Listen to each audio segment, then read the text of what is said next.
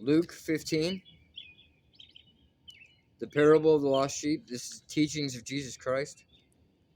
Parable of the lost coin, and parable of the lost son.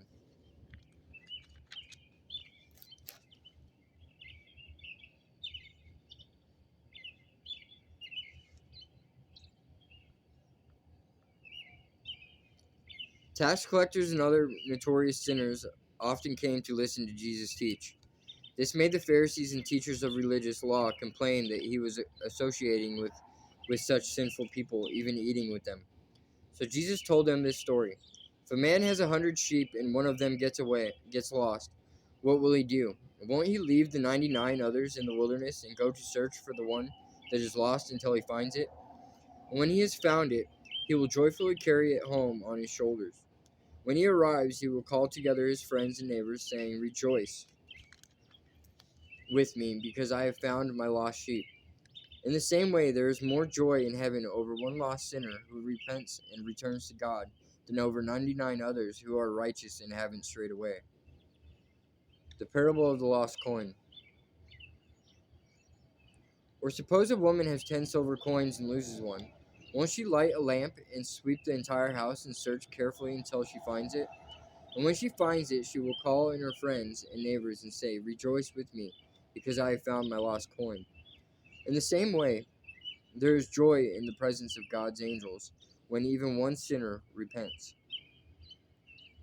Parable of the lost son. To illustrate the point further, Jesus told them this story.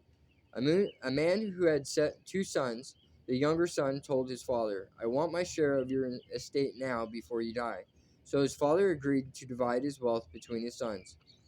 A few days later, this younger son packed all his belongings and moved to a distant land, and there he wasted all his money in wild living. About the time his money ran out, a great famine swept over the land, and he began to starve. He persuaded a local farmer to hire him, and the man sent him into his fields to feed the pigs. The young man became so hungry that even the pods he was feeding the pigs looked good to him, but no one gave him anything. When he finally came to his senses, he said to himself, "At home, even the hired servants have food enough to spare, and here I am dying of hunger. I will go home to my father and say, 'Father, I have sinned against both heaven and you, and I am no longer worthy of being called your son. Please take me on as a hired servant.'"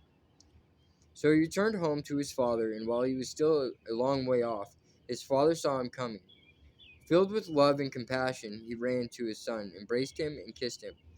His son said to him, "Father, I have sinned against both heaven and you, and I am no longer worthy of being called your son." But his father said to the servants, "Quick, bring the finest robe in the house and put it on him.